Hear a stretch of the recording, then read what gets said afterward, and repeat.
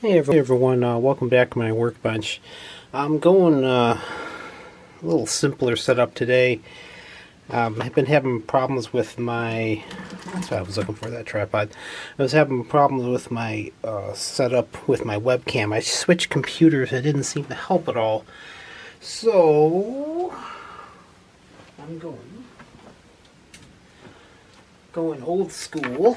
And, well, not old school, it's actually a better camera than my webcam. I'm just using a traditional digital camera, a nice Canon power shot to take this video. So this is actually in 1080, 30 frames a second. This camera actually can do 60 frames a second, which is kind of nice. So in case I want to make some really sharp video. So I just wanted to show, before I start cutting some plastic, this is probably going to be a pretty short video tonight. I just want to demonstrate the controller.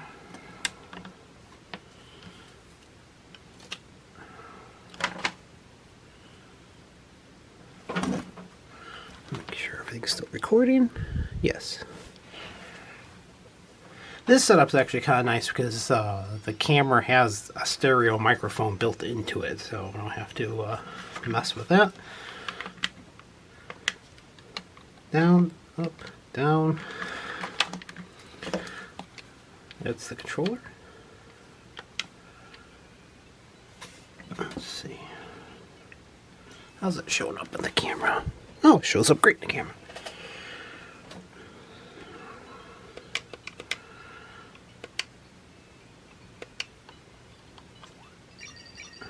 So, intro screen.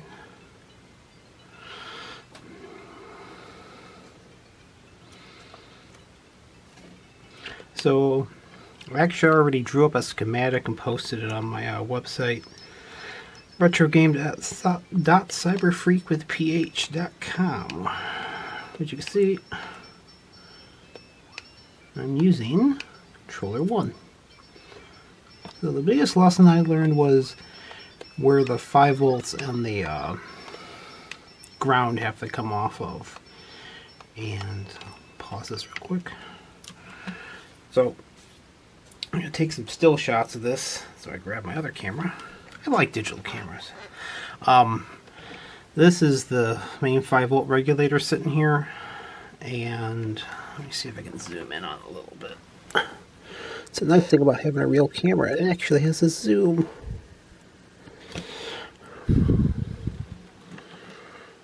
See right here, the gray wire there is the ground wire, and the green wire is the 5 volt line, and that's just 2 pins really conveniently located right below the main 5 volt. This chip here is the main 5 volt regulator, and that's like your main filter cap sitting there. So that is where I'm pulling off of the off of it for the joystick, controller I should say. That blue, the red wire you see there is the unregulated 9 to 12 volt line coming off of either the power adapter or the, what word am I looking for? It's a power adapter or the batteries. And then finally, I just pulled off a ground here, test point something. There's a test point here, which is the chassis ground. This whole plane here is a ground plane, so it pulls off of there. So that's where I had to hook it in. I'm going to probably end up sticking with this not as beautiful but very effective nickel-plated steel connector, just because it is there's proper solder cups on here, not just pins trying to solder to it. And I just don't really have the behind panel distance. There's nowhere to put it, is my other big concern. I think I'll be able to put it right, well, the left of where the controller 2 input's at. The controller 1, I should have just enough room here, so you have basically equally spaced underneath the screen, because the screen's actually centered. Be here, so 2, 1, so you can play both. So that should work out pretty well. So after this, oh goodness, after this, I will start cutting some plastic holes. Well, reassembling and attach some plastic holes. I always forget how to grab. That's it. Well, you can see there's no lag to it or anything like that. It's hooked right into the in parallel with the onboard controls. You can see that's the other button that works. I think this is only a 2-button game, but if these 2 buttons are working in the start buttons, I know the other ones will work as well. You can see how nice the colors are going on here.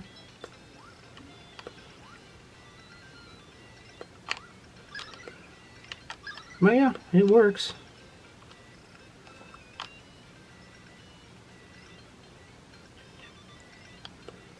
It's funny with the original. What's with the color shift? Is that supposed to happen like that? I can't remember.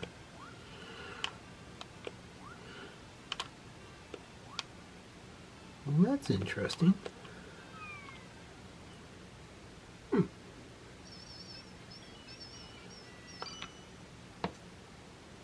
I'm getting a little bit of color shift. What is that?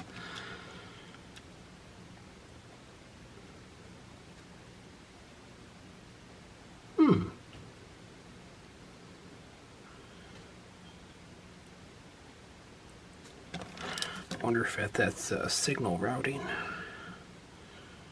Yeah, it is. You have to be careful where you route the... And get some color shift off that screen. Well, that's interesting. Oh, it's the first time that's shown up. I wonder if it goes away. Can you take that off? Nope. Makes no difference. Okay. Well, I'll take a look at that. Why we're getting that weird color shift every now and then. You see the brightness and color are shifting. Oh, that's a new one. Oh, I wonder. Is it the power supply?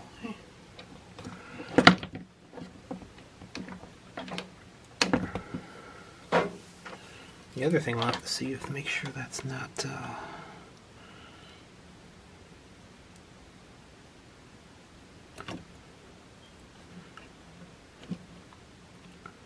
I accidentally shorted it out there. That's alright. 9.22, 9.23, it's holding solid. I have once in the past before, it was with the small board version of this. This is the first time I've actually used a large board version of this screen. I actually ended up having to install a buck converter in here. What that does is it boosts the voltage up. See if it problem persists.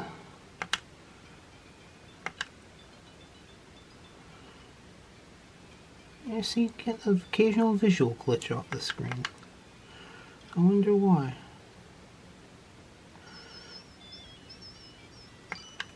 Clint complained about that too. It's the first time I've really seen it. I see the occasional visual glitch in the back. I wonder how I'll probably do is maybe I'll pop off those wires and hit it with a regulated 12, or it just is a signal routing issue.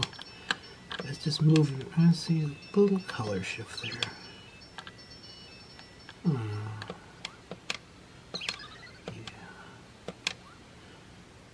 Interesting.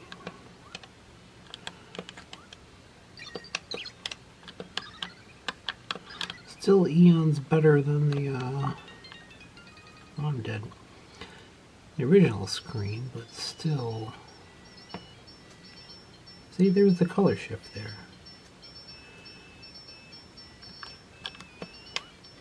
Wonder why.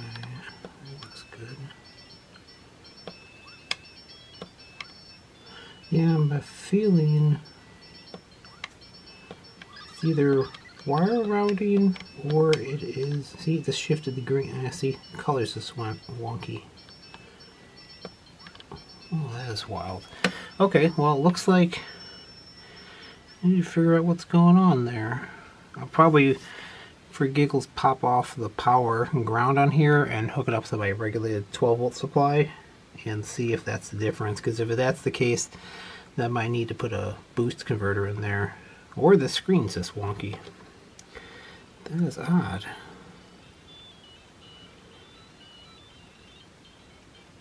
The other screen I actually kind of prefer, because even though it shows a little AV up in the corner, it's a smaller behind the panel, and I've had less issues with it. See, the color's shifting. Why?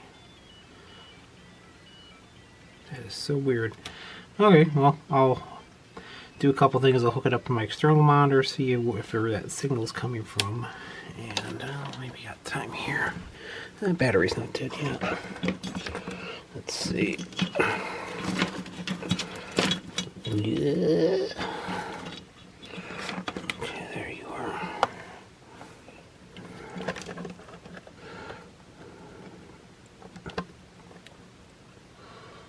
That is so weird. Hadn't played the system much yet, so I didn't really notice the glitch. And now I do see the glitch, and that is a little annoying to me. And does this actually go in? It does. Okay. And then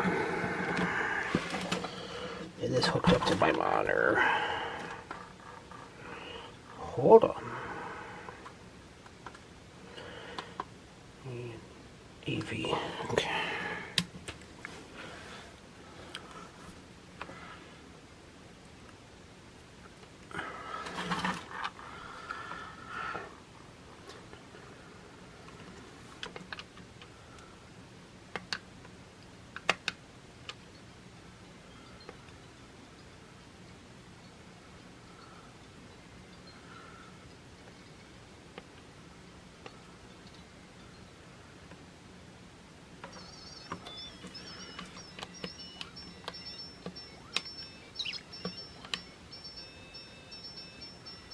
Oh, so that's interesting.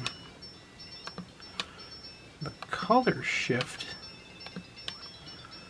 you can see on the, let's see, it's still, let's see, that's too green, that's blue. Yeah, well, that's interesting.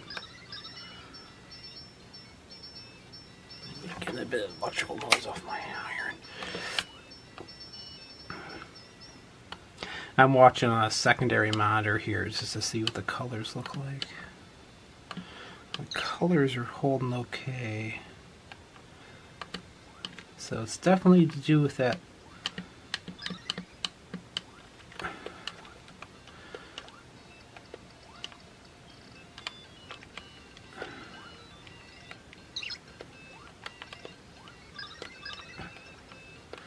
Yeah, the color shift is definitely happening on just a little screen. Okay, so I'll look into that.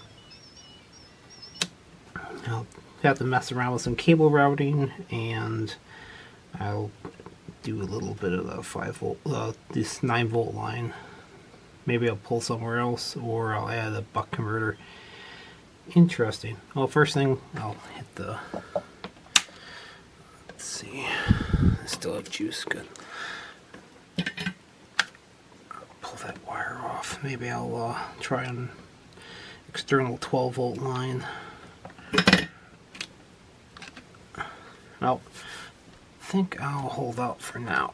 My left wrist is hurting, and I can't do much more, but the controller works. Now I gotta figure out why that screen's a little bit glitchy. Very weird. Yeah, I'll have to see what's going on there. Anyway, gotta run the line over in a different spot, I think. And then, other than that, I mean, all the caps have been done over there. Yeah, I don't quite get that. Well, we'll check it out later. I think that's it for tonight. It's getting a little bit late, and my wrist hurts, and I can't do much more. So, everyone, thanks for watching. Bye.